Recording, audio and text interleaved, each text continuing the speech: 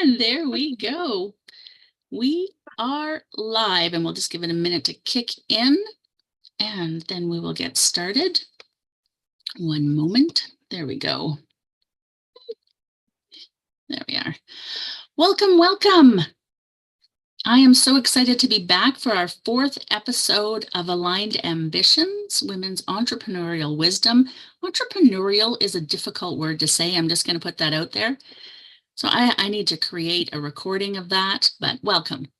So, are you a woman starting or growing your online heart-centered business? Are you wanting to do things differently? Do you feel icky about manipulative marketing tactics and are ready to align your business with your ethics, values, and life goals?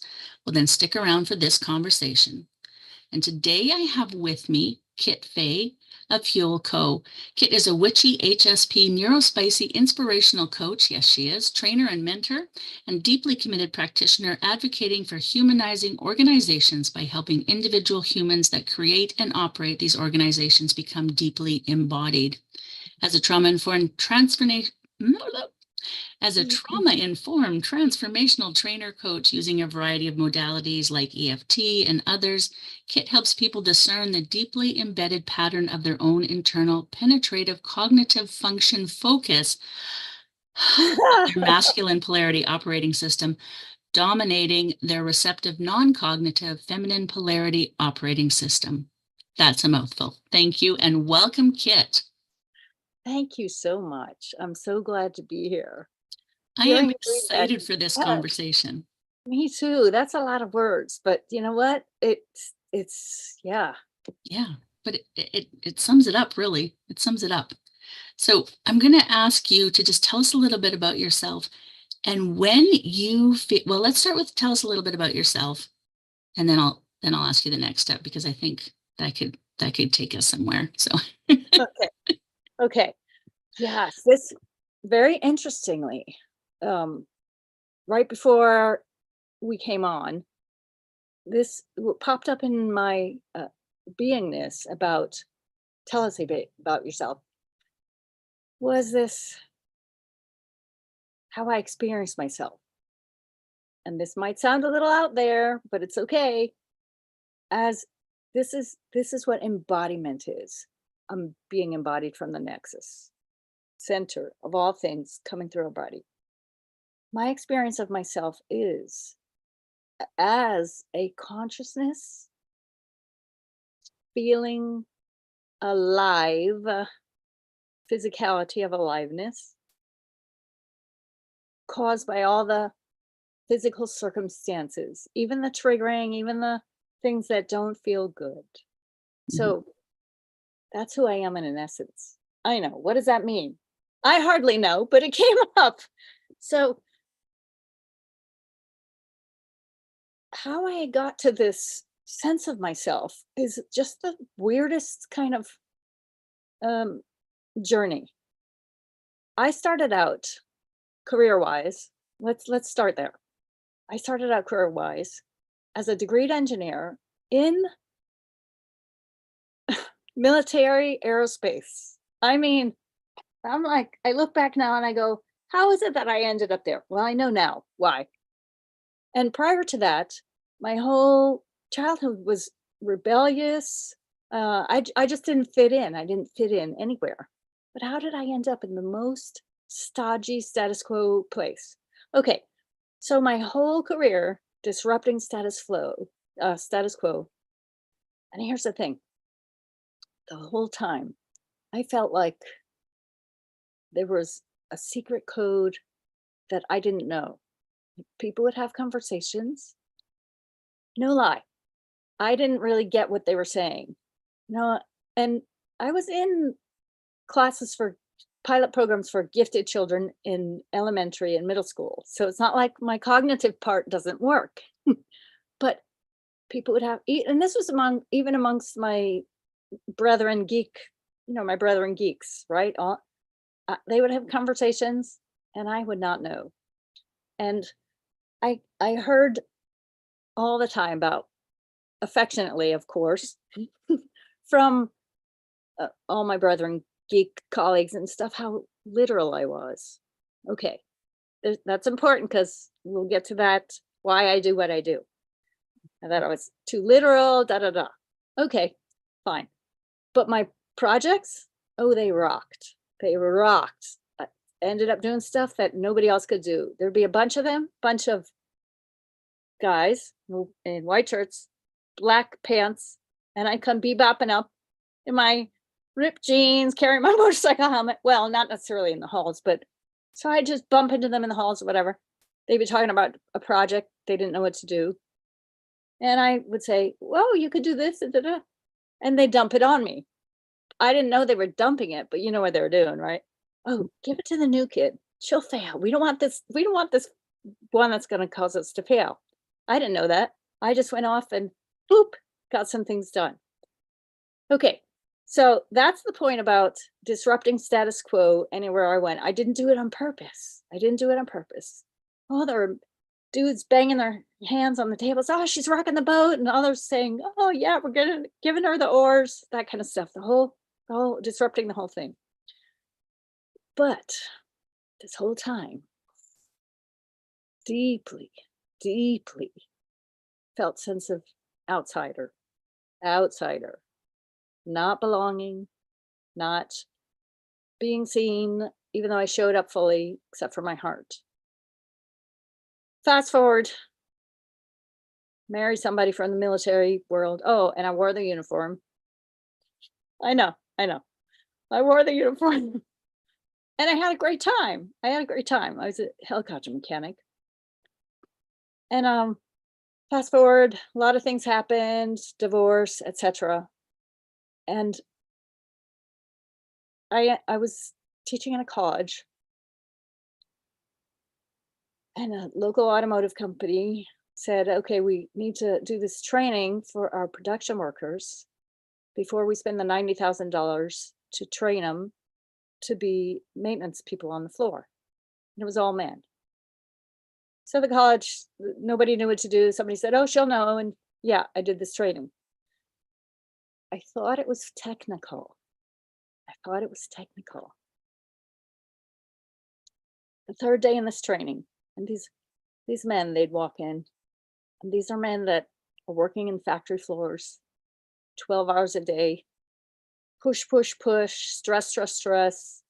If a machine goes down, they lose a minute, it's $10,000 a minute.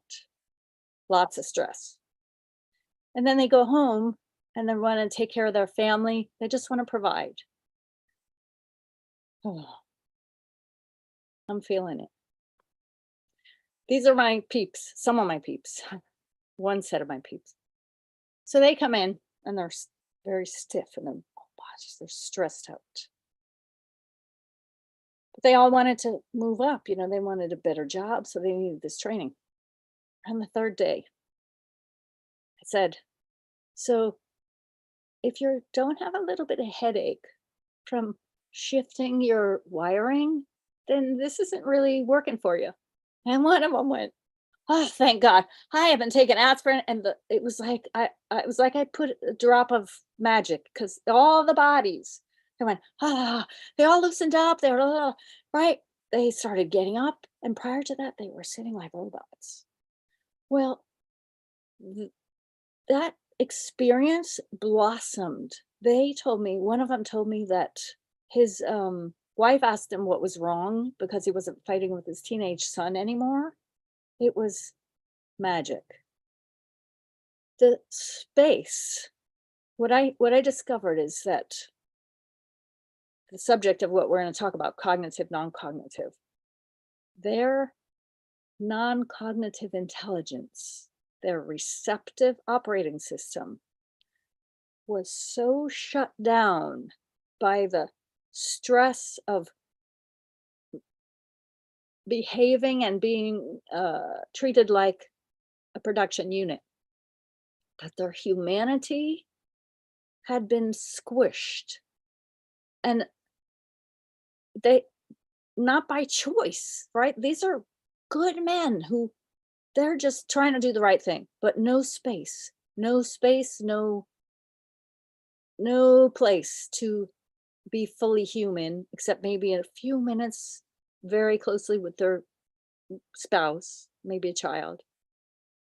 And I did that, I forget, I think it was over 2 years, and the whole factory was in, like, a whole factory was in a tizzy. It was in Everybody was wanting to get into this training.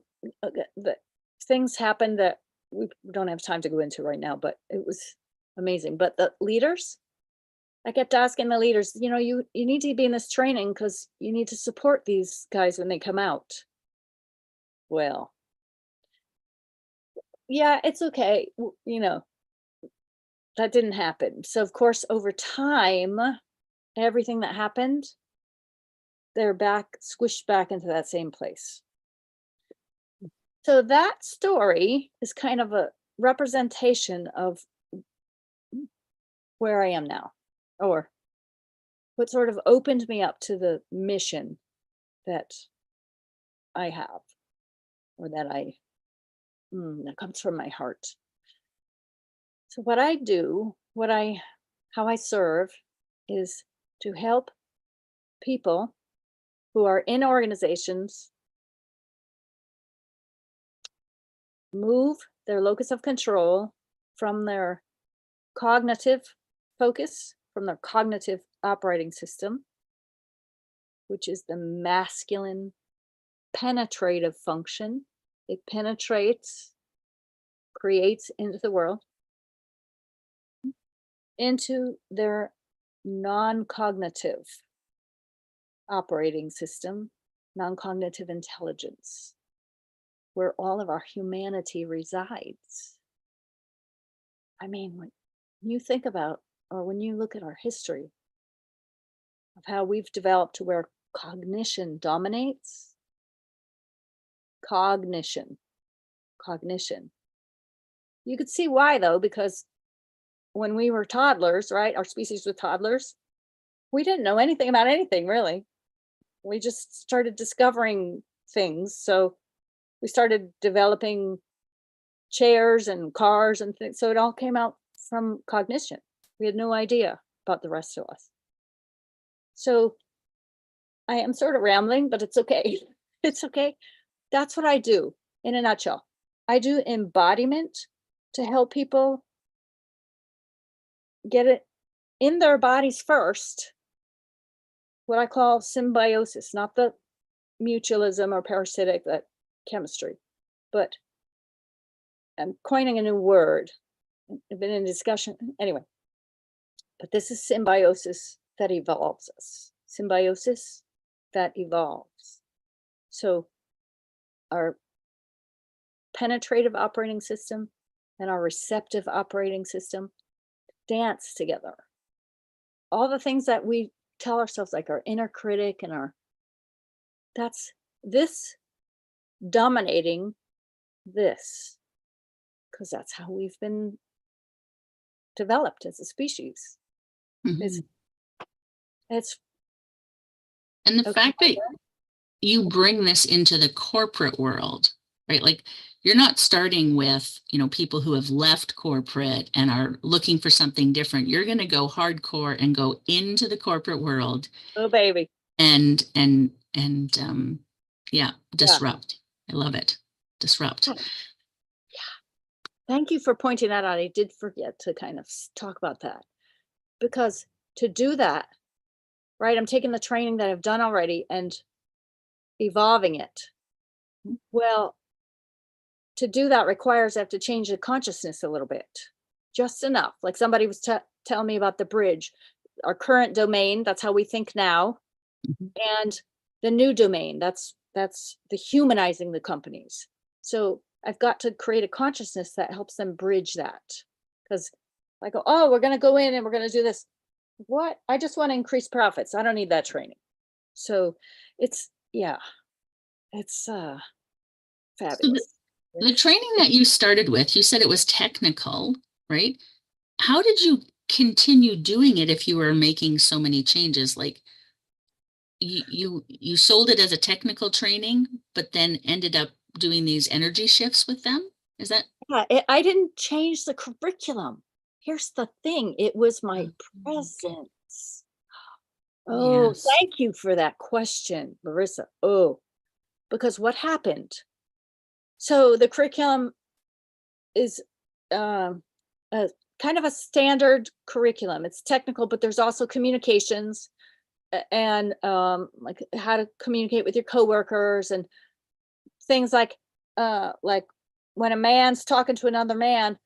Unknown caller. Pardon me, pardon me, pardon me.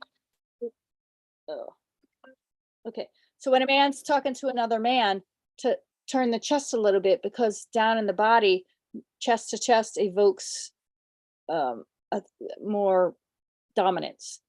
So I had just kind of standard stuff all the way sprinkled through, but the way I engaged them, I brought their whole, and what, like, one of them told me, he didn't say these exact words, but words like, "You make it safe for us to show all of us," because there were tears. These are dudes that are in the 12-hour day, and they shared. See, I could, it wasn't the curriculum.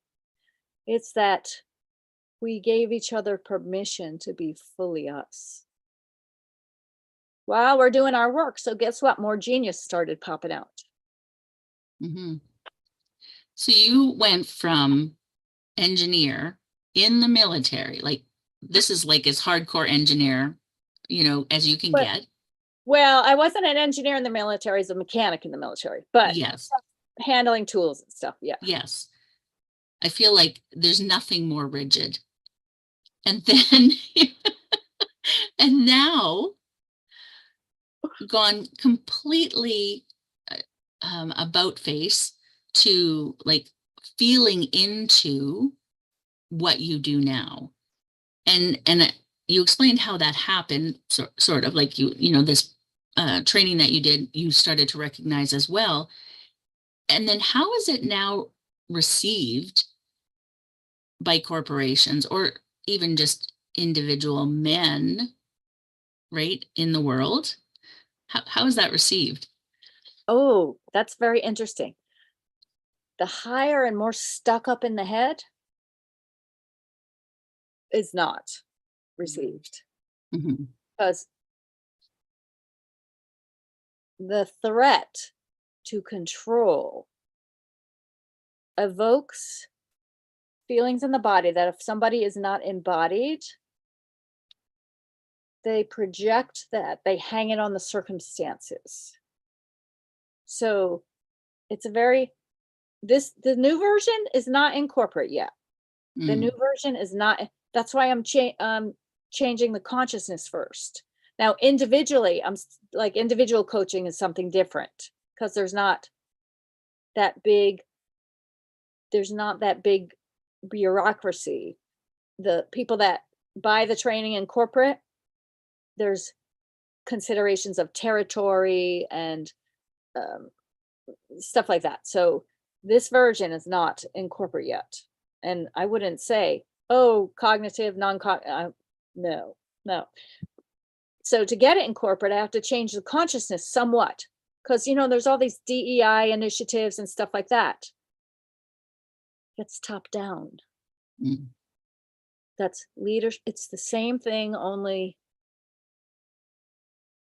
the next level of it, so to speak. So it's like the head now, the cognition is now allowing certain aspects of being human to come into company. But there's this belief in corporate that transactional organizations can't humanize because so much. I mean, they like to say they are, but the paradigm is the organizations are transactional in nature, and that precludes bringing non-cognitive intelligence to the table, because non-cognitive intelligence is not reliable. And As someone who's been in corporate for most of my life as well, I totally see that. The energy in corporate is more fear-based, or get in line or lose your job, do what I say or lose your job. Like there's all of those things. I often walked out of jobs because I was not good at that. So Tisk, tisk. yeah. So there's that. And seeing the shift. And I was just mentioning to you before we started, where I'm starting to see the shift is with men, right? So I mentioned Ryan Reynolds. I've watched his documentary about the football team that they bought. And the amazing thing to me was this positive, creative feeling energy that they brought to the football team, to the town, created such a huge impact on everyone, on the players, on the fans, on the town itself, on the businesses, like everybody, tourism. And then, you look at somebody like Vishen from Mind Valley, and he very much believes in that as well, right? Like that non-cognitive feeling, tapping into the energy, the intuition, the creativity, self-care, all of those things that are a part of what we would call feminine energy. So we're starting to see it in men in business, big business. These men make a lot of money. Where we are not yet, that I've seen, I could be wrong, where we are not yet seeing it in big money is in women, right? There is a lot of shifts happening with women, and women are starting to make money in these shifts, but we haven't seen that expansion into the big money.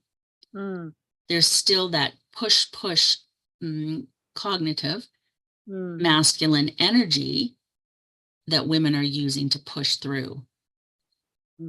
And I'm hoping that with the change that some men are starting to make, women will then start to understand that it's safe to do so as well. And that really frustrates me as someone who is like, come on, we can do this. We're women. We've got, Yeah. But the reality is, it's a very patriarchal world we live in. And sadly, many women need to see that shift before they'll start to make it themselves. Do you have any thoughts on that, or maybe help? Oh, it's very interesting. I can't say, I don't have a lot of empirical observations recently. But here's the thing. The model of cognitive dominance is in our bodies, right? We all carry that cognitive operating system as the focus of the masculine, the non-cognitive intelligence, and it's an intelligence. It's another whole operating system that is an intelligence.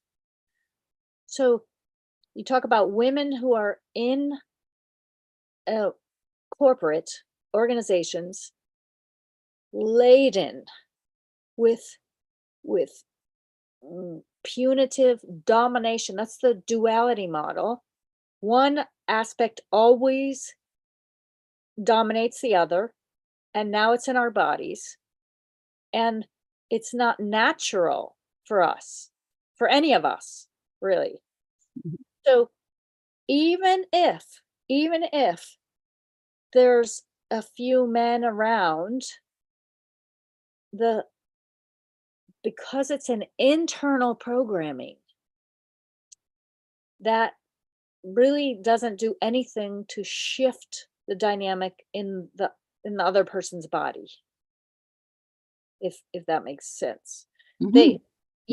So for all of the humans, all of us, whatever our polarity is, whatever we lead with, it has to be done in our own bodies first, no matter what anybody else is doing out there.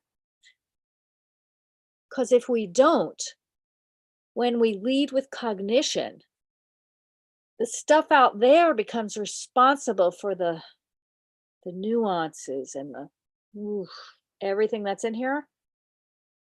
Cognition hangs it out there. And we lose all of this intelligence. So, in a long, long roundabout way to address what you're saying, it's up to everybody, each body, whatever configuration, it doesn't matter what happens out there, for that own body's transformation. Although they could be, if they hadn't seen a possibility, right? Like that town you were talking about. Mm-hmm. If they hadn't seen that the possibility of something else, then that gives them the, oh, is there something else? Mm-hmm. I see that more in men than in women, because it's more cisgender female bodies that in the patterns I've observed, it's more, it feels better for us to be in touch with our non-cognitive intelligence, Mm-hmm. regardless of whether we lead with, with more typically penetrative energies or not. It seems to be more comfortable for most of cisgenders that I've met, females. Mm-hmm. I think it's very true, right? We all need to feel into it, and it's going to be different for everyone. It's absolutely going to be different for everyone. And just as you were saying, about seeing it, Mhm. I thought, yes, because we think of our men, okay, this is a collective we, not me, but collective we think of our men as the idea generators, right? They're out there, they're doing, I mean, every scientist, it's 99 to 1 minimum in every idea, put out there. Because this is my thinking, this is what I feel. Yeah. Women have not learned to trust themselves yet. Yes, we are more feeling, but we don't trust it because we've been taught not to trust it. And so, of course, we're not going to be, I mean, as a collective, not individually, the one out there making the change. We're going to watch for the change. And then we're going to go, oh, if they can do it, I can do it. And I think that's a really important point about why I do what I do, because we start to come together as a collective, seeing, well, they're doing it. I don't have to do it that way anymore. I can do it this way. Oh, now what can I do? Well, how can I show up in my most authentic way now that I know there is a different way? That I just had like goosebumps over that one, because it's like what I do, but it was like, oh, that is why I do what I do. Yeah. Because we need to see the shift before we're going to step into the shift. That's most of us. Yeah. Mm-hmm. That's the edginess. And let's articulate the shift that we're talking about. I think the same thing we're talking about is moving.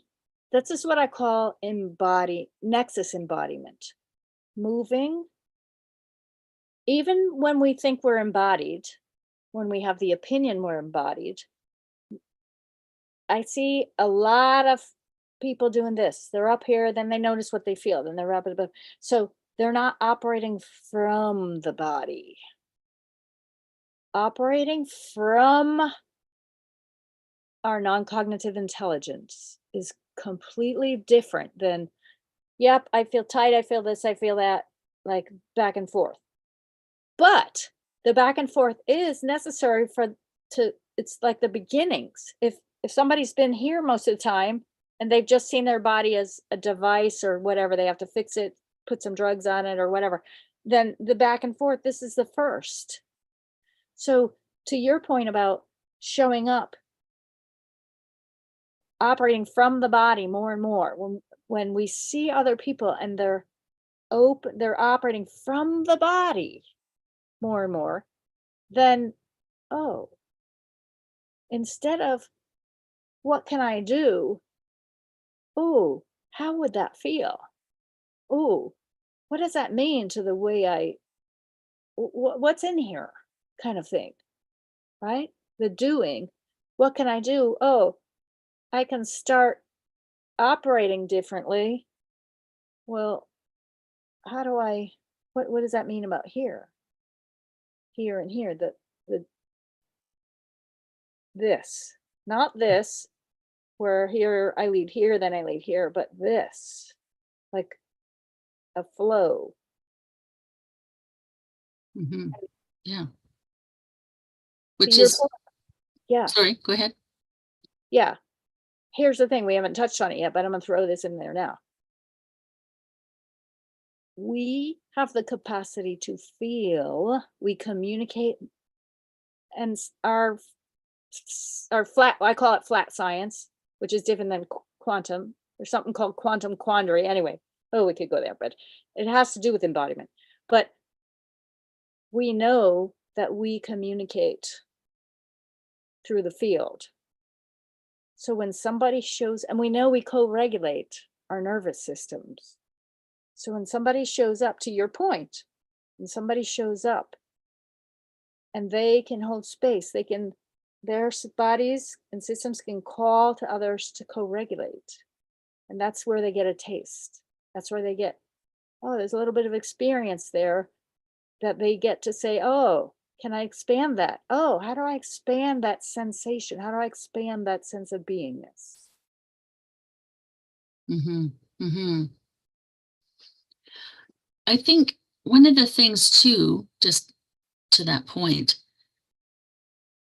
is we often, it's like the pendulum swing, right? It's like, well, we must be all in on the feminine energy, the non-cognitive energy, or and so we'll swing way over to the other side, trying to like get away from the thinking, the processes, that all the things. And it's like we actually need both. We do need both. We all need both. We need a healthy version of both, but we can't be all of one thing. No. And so yes, absolutely feeling, and I talk to the women in my community about this a lot, like what feels good for your business, what feels good, and not good as in I don't know, eating ice cream. Yeah. But feels good. Yeah. I couldn't think of anything fast enough. But feels good as in it is the right direction, right? What is the right direction? Feeling into the allowing, feeling into, and you and I have talked about this before. I can very clearly see where I'm going, which is new for me. Normally I'm forcing along, but I can very clearly see where I'm going. And so then I want to go, oh, I can see it. Let me do all the things to get there. But it's feeling into the allowing while doing. The doing part is the today. Like, what am I doing today that's in alignment with that vision, that is not like giving up all of this to go in pursuit because you know the answers. And there's a trickiness in explaining that. I feel like I'm not doing it justice, but we need both. We need to feel into the allowing of where things are going, but we also need that cognitive energy to do the things that will keep us on the path, but not force the path. Does that make sense? Yes. What you're moving around, what you're exploring, or the articulation you're exploring is what it's the kind of the opening articulation of what happens when they're in coherence. Coherence is the non-cognitive intelligence, the heart, the desire, and the wisdom is compiled by the cognition into the doingness. The cognition is the function that creates into physicality our quantumness. But So doesn't force it. that's so you were just getting onto the edge of it.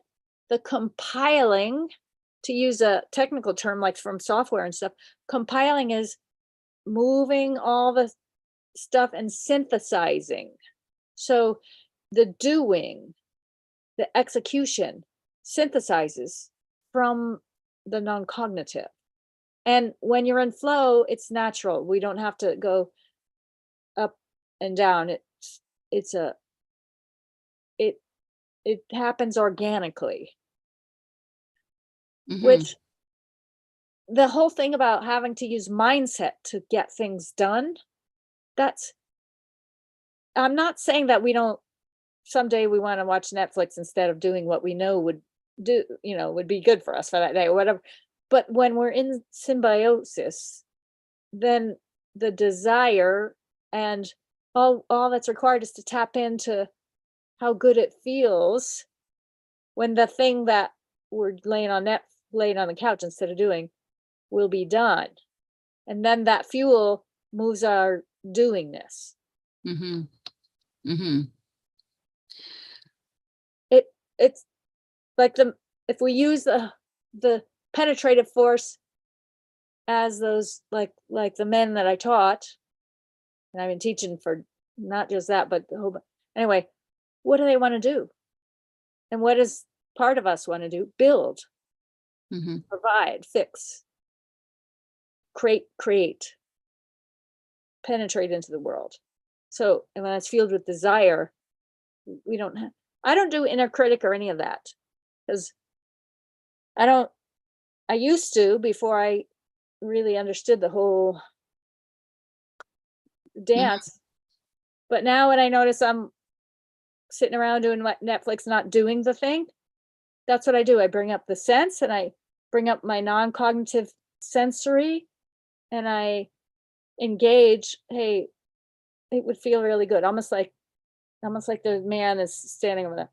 Hey, could you do this? Could you fix this for me? Could you get this done? It would feel really good. Mhm. And then it gets done and I praise myself, that part of me. Thank you. I love that's, yeah. And to Mhm. your point about the doing and the being, they're together.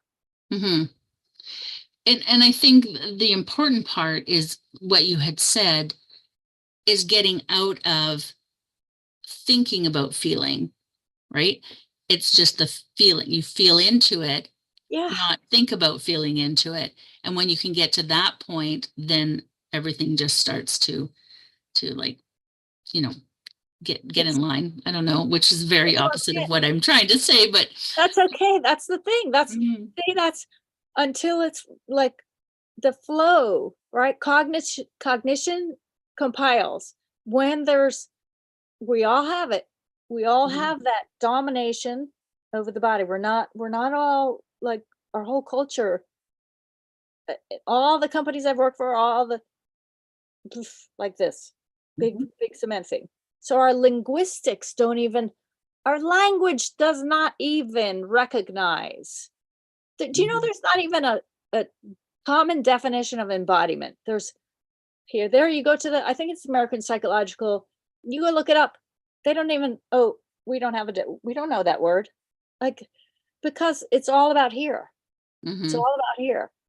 And so the we're not, our whole development, our linguist, everything is here, which is why sometimes we can't articulate the experience Mhm. of being in symbiosis, our operating systems.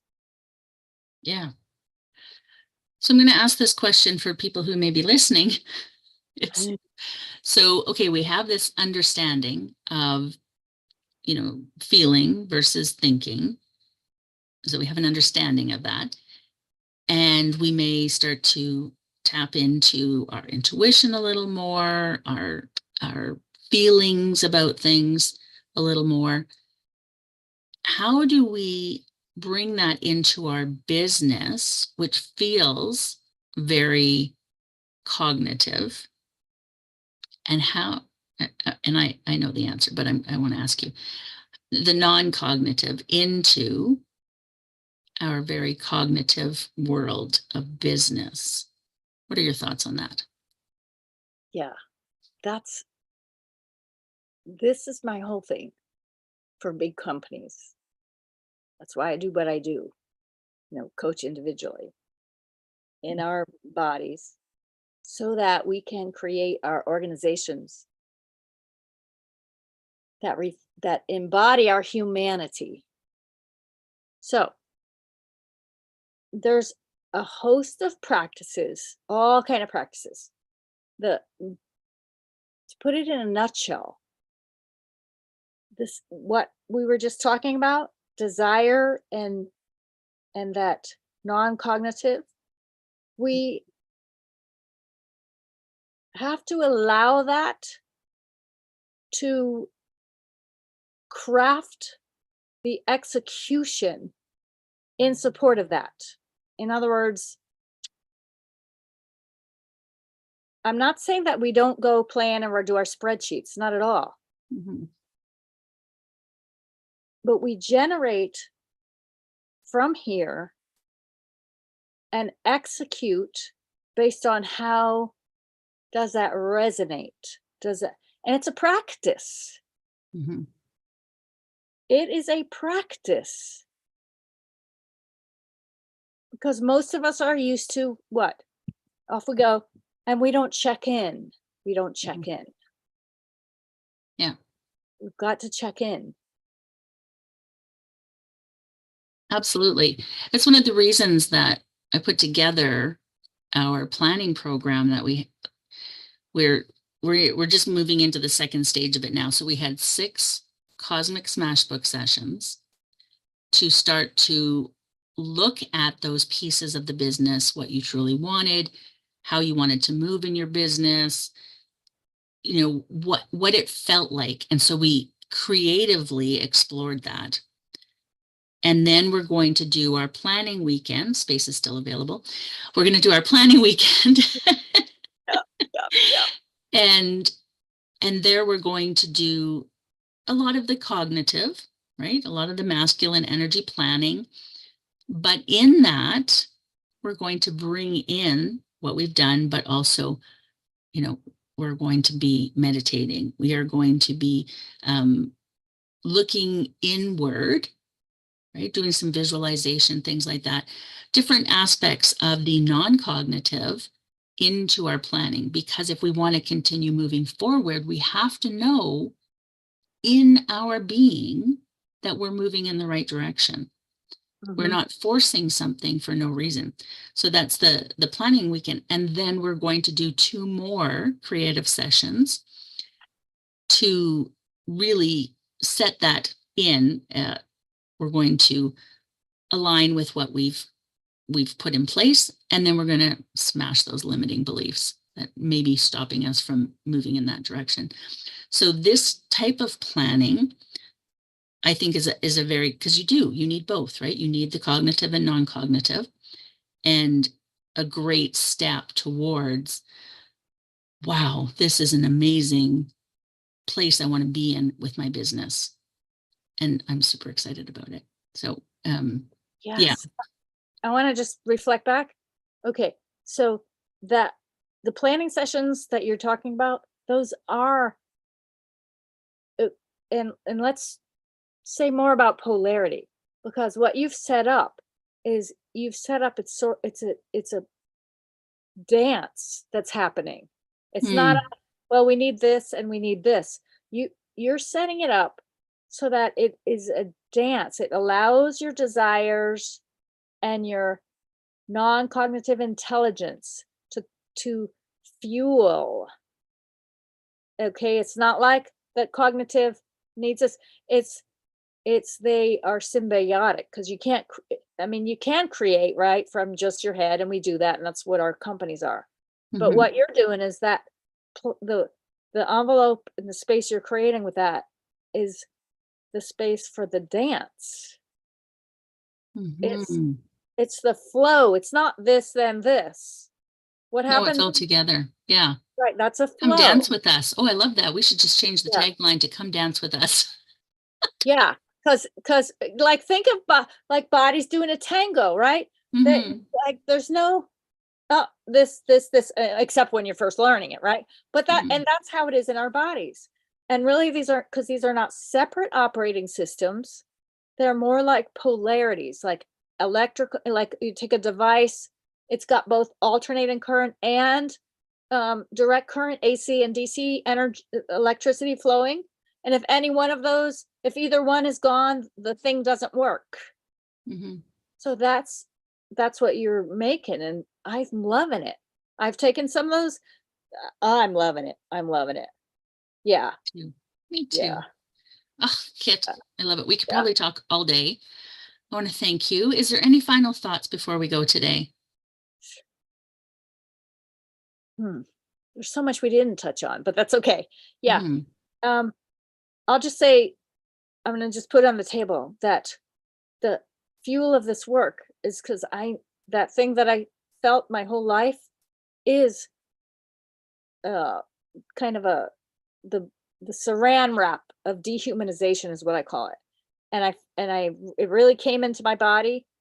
I was working I do this I do blue collar also. That's how I do this work too. Is I had a stint at Walmart and 12 hours in a plastics factory moving boxes and stuff. This just earlier this year. And there was a black-bodied woman who told me, "We call working in those type of places working at the plant in her community, short for plantation." When she told me Mhm. that, it was like these little Legos, all my experiences, all the bodies Mhm. in that environment, plantation economy, the bodies at the top, the bodies, and it doesn't matter whether we're producing intellectual property or not, Mhm. or like engineers, we're just like the thoroughbreds, right? We get better stalls than the people on the floor, so to speak. Mhm. That's why I do this work, is because we have to clear it from our body, our individual body, Mhm. because the bodies we create, the collective bodies we create, reflect the that's in our individual bodies. Absolutely. Yeah, absolutely. We're going to have more conversations because Yeah. I think very important, very important. Well, I want to thank you again so much for being here. And like I said, we probably could talk all day. Thank you for this space, Larissa. This is a topic that's I know is important to both of us. Like Absolutely. Absolutely. making space for all of our Hmm. neurospicy bodies. Thank you. So, are Mhm. you a woman interested in aligning your heart centered business with your ethics, values, and life goals? Join our Aligned Business Building Mastermind. With Mm. accountability, like minded women will become your business colleagues to share the journey with, resources and trainings, and so much more. And you can get 90% off your first 30 days. So, for the cost of a latte, who doesn't go and get a great latte? You can begin to align your business. Use coupon code aligned90 and the link will be below. And thank you for being with us. And we'll see you next time on the Aligned Ambition Show. And push a button. This is weird. Oh, Thank you, you gotta Larissa. love it. Thank you so You gotta much. love, you gotta love live. I lost you. And thank you. Pushed all the wrong buttons. You're still being recorded, aren't I we? know.